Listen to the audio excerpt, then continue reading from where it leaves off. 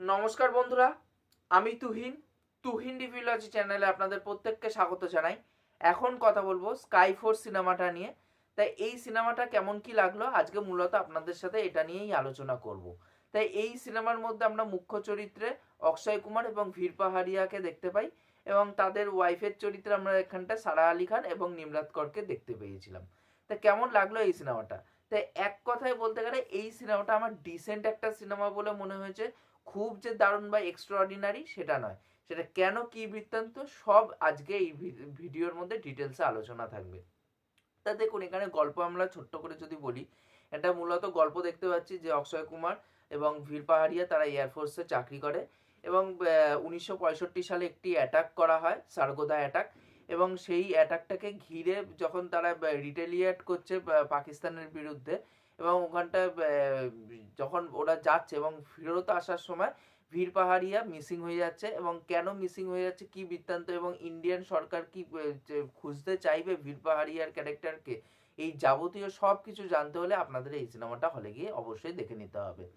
এই সিনেমার দিক, এই সিনেমার পজিটিভ দিক, নেগেটিভ দিক। এই সিনেমার মধ্যে যদি পজিটিভ দিক নিয়ে কথা যদি বলি, এখানটা গান, দুখানা গান আছে, সেই দুখানা গান কিন্তু খুব সুন্দর। বিপ্রাকের একটা যে গানটা আছে সেই গানটা শুনতে খুব ভালো লাগে। এবং তার সাথে সাথে এখানটায় লতা মঙ্গেশকরের যে গানটা আছে, বা আমরা প্রত্যেকেই যেটা 15ই আগস্টের সময় বেশিরভাগ শুনে থাকি এই গানটা, 15ই আগস্ট বা 26শে জানুয়ারির সময় ভান্দে মাতারাম, ওই যে গানটা আছে, ওই গানটা খুবই সুন্দর, যে মেরে ভতন কে লোগো। তো ওটা একদম সিনেমার শেষে আসে, তা ওই গানটা শুনতে খুব ভালো লাগে। এবং এই সিনেমার মধ্যে ম্যাডক কিন্তু খরচা করেছে, লুক অ্যান্ড ফিল কিন্তু দেখতে ভালো লাগে। হ্যাঁ, কিছু ভিএফএক্স এর কিছু সমস্যা আছে, কিন্তু এখানটা লুক অ্যান্ড ফিল কিন্তু দেখতে কোথাও না কোথাও খুব সুন্দর লাগে। এবং এখানটায় যারা পার্শ্ব চরিত্রে অভিনয় করেছে তাদের পারফরমেন্স বলবো ঠিকঠাক। এবং অক্ষয় কুমারকে মূলত এখানটায় বিশেষ করে সেকেন্ড হাফে তার মানে অ্যাক্টিংটা আমার বেশি ভালো লেগেছে ফার্স্ট হাফের থেকে। কিন্তু অক্ষয় কুমারও কিন্তু এই টাইপের, যেহেতু একই টাইপের রোল সে করে এসছে এতদিন ধরে, যার জন্য এই ক্যারেক্টারটার মধ্যে কোনো নভেলটিটা দিতে পারছে না দর্শকদেরকে। এবং তার সাথে সাথে এখানটায় যে এই সিনেমাটা, যে অক্ষয় কুমারের যে পারফরমেন্স, এরকম টাইপের 10টা সিনেমা সে করেছে, 10টা সিনেমাতে সে একই রকমের পারফরমেন্স দিয়েছে। এবার যার ফলে কি হয়েছে, কিছু কিছু জায়গায় তার অভিনয় ভালো লেগেছে, বাট ওভারঅলে কিন্তু তার অভিনয় ভালো না। এবং এখানটায় যে ভীর পাহাড়িয়ার চরিত্রটা, যে ভীর পাহাড়িয়া যে ছেলেটি অভিনয় করেছে, প্যাটি, তা ওই ছেলেটা কিন্তু নিজের জায়গায় বলবো ঠিকঠাক ডিসেন্ট পারফরমেন্স দিয়েছে, খুব যে ভালো বা এক্সট্রাঅর্ডিনারি সেটা কিন্তু নয়। তো এই গোটায় সিনেমার পজিটিভ দিক বলবো যে অক্ষয় কুমারের পারফরমেন্স আমি ঠিকঠাকই বলবো। তো এই ছিল আমার পজিটিভ দিক। যদি নেগেটিভ দিক নিয়ে কিছু বলতে, এখানটা নেগেটিভ দিক প্রচুর আছে এই সিনেমার মধ্যে। মানে যদি আরেকটা পজিটিভ দিক নিয়ে বলতে হয়, সেটা নেগেটিভ দিকও আছে, মানে দুটো দিকই আছে। স্ক্রিন প্লেটা কিন্তু প্রচন্ড ধাপ ধাপ ধাপ ধাপ, মানে প্রচন্ড ফাস্ট এগায়। কোনো সিনকে টাইম দেওয়া হয়নি ঠিকই, কিন্তু ফাস্ট যেহেতু এগায়, মানে একটা জিনিস কি, আপনাকে কোথাও বোর করবে না। অনেক সময় হয় কি, স্ক্রিন প্লে একদমই ডাল হয়, দেখতে বোর লাগে, দেখতে ইচ্ছা করে না, মনে হয় হল থেকে বেরিয়ে যায় এরকম। সেটা কিন্তু না, সেটা কিন্তু হয়নি। এখানটা আমি বলবো স্ক্রিন প্লেটা কিন্তু এঙ্গেজ করে রাখতে পারে, ডাল নয় কিন্তু এঙ্গেজ করে রাখতে পারে, কিন্তু স্ক্রিন প্লেটা কিন্তু খুব তাড়াতাড়ি এগায়। এইবার আমি নেগেটিভ দিকে ঢুকে পড়বো, যে স্ক্রিন প্লে নিয়েই আমি প্রথমে কথা বলতে চাই, যে যেহেতু এখানটা স্ক্রিন প্লেটা খুব তাড়াতাড়ি ফাস্ট এগাচ্ছে, এবার যার ফলে কি হচ্ছে, যখন আমরা দেখছি পর্দায়, তখন কিন্তু কোনো ক্যারেক্টারের সাথে আমাদের পার্সোনাল বন্ডিং জুড়তে পারছে না, ইমোশনালি অ্যাটাচমেন্ট কিন্তু হচ্ছে না। এই একটাই কারণে, কারণ ফার্স্টেই অ্যাকশন হচ্ছে, মানে ফার্স্টেই কোনো ইন্ট্রোডিউস করার কিছু সিন নেই, ডাইরেক্ট অ্যাকশনে জাম্প করিয়ে দিচ্ছে। যার ফলে কি হচ্ছে, যে সেই জিনিসটা দেখতে ভালো লাগছে না, সেই জিনিসটার সাথে কোনো কানেকশন ফিল হচ্ছে না, কোনো ক্যারেক্টারের সাথে আমরা কানেকশন করতে পারি, এই কিন্তু প্রবলেম হয়েছে। আমি বলবো যে ফার্স্ট হাফটার থেকে কিন্তু সেকেন্ড হাফটা কিন্তু খুবই ভালো।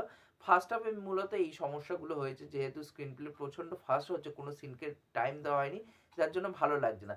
সেকেন্ড হাফে মূলত এটা একটা ইনভেস্টিগেশন একটা জোনে ঢুকে যায়, যে একটা মিসিং পার্সন তাকে খোঁজার যে পরিকল্পনা করছে অক্ষয় কুমার, যেটা ট্রেলারের মধ্যেও দেখানো হয়েছিল, সেই জিনিসটা কিন্তু সেকেন্ড হাফে অনেকটা বেশি এঙ্গেজিং লাগে, সেই জিনিসটা দেখতে ভালো লাগে। এখানটায় নিমরাত কর এবং সারা আলি খান আছে, এদেরকে সেইভাবে স্পেসও দেওয়া হয়নি এবং তাদের সাথে ভীর পাহাড়িয়া এবং অক্ষয় কুমারের যে কেমিস্ট্রি সেটাও জমেনি, যেহেতু স্ক্রিন প্লে এতটাই ফাস্ট হয়ে গেছে, যার ফলে কি হচ্ছে যে অক্ষয় কুমার আর ভীর পাহাড়িয়ার যে ব্রোম্যান্সটা সেটাও কিন্তু ফুটে ওঠেনি, যে অক্ষয় কুমার তাকে ভাই বলছে বা কি বেসিসে ভাই বলছে বা কি বৃত্তান্ত, সেটা কিন্তু ঠিকঠাক করে মানে ওই ইমোশনটা উঠে আসেনি। বা আরেকটা জিনিস যেটা বলবো সেটা হচ্ছে যে এখানটা কিন্তু মানে এটা পজিটিভ দিকেই বলতে চাই, যে এখানটা কিন্তু একটা মানে শারাদ কেলকার যে পাকিস্তানি একজন এয়ারফোর্স অফিসার, তাকে কিন্তু যখন দেখানো হয়েছে এই সিনেমার মধ্যে, তাকে ডাইরেক্ট স্ট্রেট কাট কিন্তু ভিলেন দেখে দেওয়া হয়নি, মানে কার্ডবোর্ডিশ একটা ব্যাপার স্যাপার সেই জিনিসগুলো কিন্তু রাখা হয়নি। তাকে বলবো খুব সুন্দর করে প্রেজেন্ট করা হয়েছে এবং তার ক্যারেক্টারটার মধ্যেও দেখে মনে হয় যে শেডস আছে এবং তাকেও রক্ত মাংসের একটা মানুষ বলে মনে হয়, তারও একটা মনুষ্যত্ব বোধ আছে, সেই জিনিসটাও কিন্তু তুলে ধরা হয়েছে, সেটা দেখতে কোথাও না কোথাও খুবই ভালো লাগে। যে পাকিস্তান বলে ব্যাশিং করে দাও সবসময়, মনুষ্যত্ববোধ কিছু নেই তাদের, সেই জিনিসটা কিন্তু এই সিনেমার মধ্যে করা হয়নি, সেটা কিন্তু আমার খুব ভালো লেগেছে। তো এই ছিল আমার সিনেমার দিকে, সিনেমার পজিটিভ এবং নেগেটিভ দিক। ওভারঅল আমি সিনেমাটারে ডিসেন্ট একটা সিনেমা বলবো। সিনেমাটা হয়তো আপনাকে বোর করবে না, বাট এঙ্গেজ করে রাখবে। কিন্তু একটা জিনিস কি, যে স্ক্রিন প্লে মানে সিনেমাটাকে কম্প্যাক্ট করতে গিয়ে এটা নয় যে সিনেমা কম্প্যাক্ট করা মানেই হচ্ছে স্ক্রিন প্লেকে ফাস্ট ফাস্ট ফাস্ট ফাস্ট এগিয়ে যাবে, এটা কিন্তু কখনোই নয়। এটাই যেহেতু এই মেনলি স্ক্রিন প্লেতে ফল্টার করে গেছে বলে কিন্তু সিনেমাটা এক্সট্রাঅর্ডিনারি কিন্তু সিনেমা হতে পারেনি।